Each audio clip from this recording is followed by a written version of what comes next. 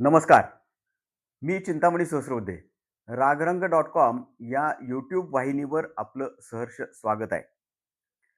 सांगली, मिरज आणि कुपवाड शहर महानगरपालिकेची निवडणूक उद्या होत आहे. म्हणजे उद्या या निवडणुकीसाठी मतदान होणार आहे.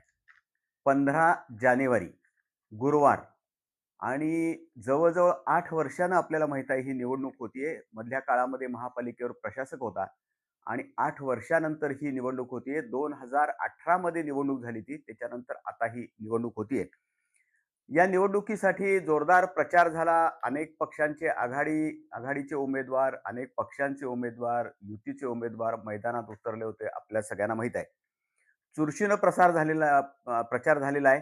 त्यामुळे अपेक्षा अशी आहे, की मतदानही चुरशीनं व्हावं. प्रशासनाची अपेक्षा अशी आहे, की मतदान जोरात व्हायला पाहिजे, चुरशीनं व्हायला पाहिजे. लोकांनी अजिबात उदासीनता मतदानाच्या बद्दल दाखवू नये, असंही प्रशासनाचं म्हणणं आहे. प्रशासनाचंच नव्हे, सगळ्याच राजकीय पक्षांचं म्हणणं असं आहे, की मतदान चुरशीनं झालं पाहिजे. जसा प्रचार चुरशीनं झाला, तसं मतदान पण चुरशीनं व्हावं, अशी अपेक्षा आहे.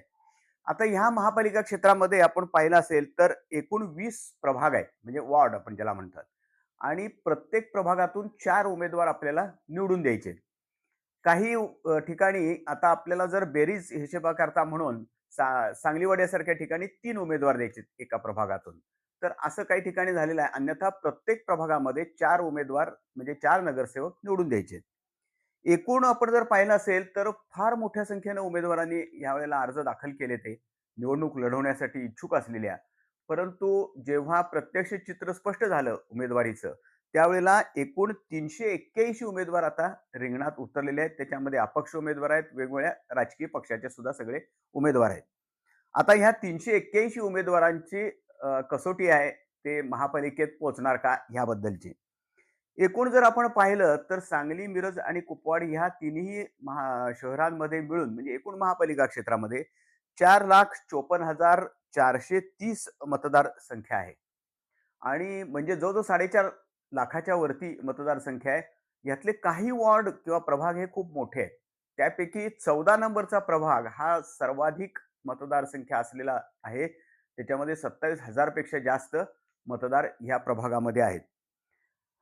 आता मतदानाची सगळी चोख व्यवस्था झालेली आहे. म्हणजे आपल्याला माहीत आहे महापालिकेचे जे आयुक्त आहेत सत्यम गांधी, हेच या निवडणुकीचे मुख्य निवडणूक अधिकारी आहेत आणि त्यांच्या देखरेखीखाली, त्यांच्या नियंत्रणाखाली, त्यांच्या मार्गदर्शनाखाली खूप मोठ्या प्रमाणावर कर्मचारी निवडणुकीच्या कामात व्यस्त आहेत. पोलीस बंदोबस्त प्रचंड याच्यासाठी ठेवलेला आहे. तर एकूण जर आपण पाहिलं तर 527 मतदान केंद्र केलेली आहेत. म्हणजे कुणालाही अडचण येऊ नये. अंतर आहे म्हणून मतदानाला गेले नाही असं होऊ नये. म्हणून जवळ सगळी अशी मतदान केंद्र ठेवली प्रत्येक प्रभागामध्ये. यापैकी जर आपण पाहिलं तर साधारणपणे 91 मतदान केंद्रावरती प्रशासन म्हणजे निवडणूक विभाग आणि पोलीस हे विशेष लक्ष ठेवणार आहेत. म्हणजे ज्याला आपण थोडं संवेदनशील म्हणता येईल असे हे 91 एकूण बूथ आहेत, मतदान केंद्र आहेत. तर अशी ही सगळी मतदानाची व्यवस्था चोख झालेली आहे. सकाळी 7:30 ला मतदान सुरू होईल. ते संध्याकाळी 5:30 पर्यंत मतदान चालेल आणि त्यानंतर मग पुढची तयारी सुरू होईल. ती मतमोजणीची तयारी शासनाची, प्रशासनाची सुरू होईल. तर सकाळी 10 वाजता मतमोजणीला सुरुवात होणार आहे. ती सुद्धा मिरजेचं जे शासकीय गोदाम आहे, तिथंच कायम आता मतमोजणी होती. लोकसभेच्या निवडणुकीच्या वेळेस सुद्धा झाली किंवा विधानसभा निवडणुकीच्या वेळेस सुद्धा झाली आणि आता महापालिका निवडणुकीच्या वेळेस सुद्धा तिथंच मतमोजणी होणार आहे. तिथं मतमोजणीला सुरुवात होईल. एका वेळेला 6 प्रभागांची मतमोजणी होईल, असं त्यांनी आखणी केलेली आहे. सगळी व्यवस्था तिथं तयार केलेली आहे.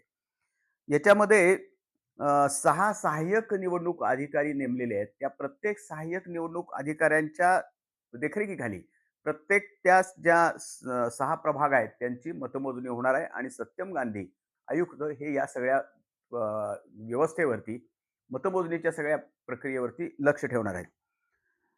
आता आपण जर सगळं पाहिलं तर एकूण 14 टेबल त्याच्यासाठी असतील आणि 14 टेबलवरती मतमोजणी होईल. आता लोकांना खूप उत्सुकता असते. निकाल पहिल्यांदा मतमोजणी कुठल्या प्रभागाची होणार ह्याच्याबद्दल खूप उत्सुकता असते. तर 6, 9, 14 आणि 16 अशा प्रभागाप्रमाणे ह्या सगळ्यांसाठी 3 फेऱ्या केल्या जातील. कारण इथं मतांची संख्या जास्त आहे. 6, 9, 14 आणि 16 ह्या प्रभागामधलं जे मतमोजणी आहे ती 3 फेऱ्यात गेली जाईल. कारण त्याची संख्या मताची जास्त आहे मतदारांची. उर्वरित जे सगळे प्रभाग आहेत तिथं मात्र 2 फेऱ्यामध्ये मतमोजणी व्हावी अशी अपेक्षा आहे. आता पहिल्यांदा मतमोजणी कुठल्या वॉर्डामध्ये होणार ह्याच्याबद्दल उत्सुकता असणार. कार्यकर्त्यांमध्ये उत्सुक असतील, जनतेमध्ये, मतदारांमध्ये सगळ्यांच्यामध्ये उत्सुकता आहे. तर सगळ्यात सुरुवातीला 1, 3, 5, 15, 12 आणि 9 या प्रभागांची मतमोजणी होणार आहे. पुन्हा एकदा सांगतो 1, 3, 5, 15, 12 आणि 9 यांची मतमोजणी पहिली होणार आहे. त्याच्यानंतर लगेचच दुसरा जे मतमोजणी सुरू होईल ती 2, 7, 4, 17, 13 आणि 10 ह्या प्रभागातली मतमोजणी सुरू होईल. 8, 6, 20, 18, 14 आणि 11 या एकूण जे 6 वॉर्ड आहेत, त्यांची मतमोजणी ही तिसऱ्या टप्प्यामध्ये म्हणजे त्याच्यानंतर लगेचच्या टप्प्यात होणार आहे. ह्याच्यामध्ये काही फार अंतर असलेलंच नाही. सुरूच प्रत्येक ठिकाणी मतमोजणी सुरू होणार आहे. फक्त अगदी सुरुवात कुठली करणार त्याची मी सांगितली. आणि 16 नंबरचा जो वॉर्ड आहे, तो सगळ्यात शेवटी मतमोजणीसाठी घेतला जाईल असं एकूण दिसतंय. साधारणपणे अशी अपेक्षा आहे प्रशासनाची, की 3.5 ते 4 तासात सगळी मतमोजणी पूर्ण व्हावी. म्हणजे सकाळी 10 वाजता आपली मतमोजणी सुरू झाली, तर 2 3, 3:30, 4च्या दरम्यान संपूर्ण मतमोजणी पूर्ण होऊन निकाल सगळा जाहीर होईल अशी अपेक्षा आहे. पाहूया आता उद्याची मतदानाची पहिली मतदान होतंय, त्याच्यानंतर मतमोजणी होतीये. सगळ्यांच्यामध्ये उत्सुकता आहे प्रचंड या मतदानाबद्दल. पण सगळ्यात महत्त्वाची गोष्ट म्हणजे मतदान करणं ही सगळ्यात अतिशय महत्त्वाची गोष्ट आहे. सगळ्यांनी मनःपूर्वक आणि आपलं हे राष्ट्रीय कर्तव्य आहे मतदान करणं, हे समजून सगळ्यांनी मतदान केलं पाहिजे. मतदानाचा टक्का वाढला पाहिजे. सगळ्यात जास्त मतदान म्हणजे दरवेळेला वाढला पाहिजे. 18 पेक्षा सुद्धा यावेळेला मतदान मोठ्या चुरशीनं व्हावं. विधानसभेच्या निवडणुकीच्या वेळेपेक्षा सुद्धा चुरशीनं व्हावं, अशी अ, अपेक्षा आहे. तशी आम्ही सुद्धा आमच्या ह्या YouTube चॅनलतर्फे सर्व मतदारांना विनंती करतो, की मतदान करा. चुरशीनं मतदान करा, उत्साहानं मतदान करा आणि आपल्या सगळीकडं मतदानाची व्यवस्था जवळ-जवळ आहे. कुठेही कुणाला फार लांब जायला लागणार नाही, अशी व्यवस्था प्रशासनानं केलेली आहे. तर मतदान जास्तीत जास्त करा आणि आपला मतदानाचा टक्का वाढवा. आता आपण परवा दिवशी प्रत्यक्ष जेव्हा निकाल होईल, त्यावेळेला पुन्हा वेगळ्या ह्याच्यामध्ये आपण समोर येऊ. तो सगळे निकाल घेऊन पुढे येऊ, राजकीय विश्लेषण घेऊन येऊ. तोपर्यंत थांबूया. नमस्कार. धन्यवाद.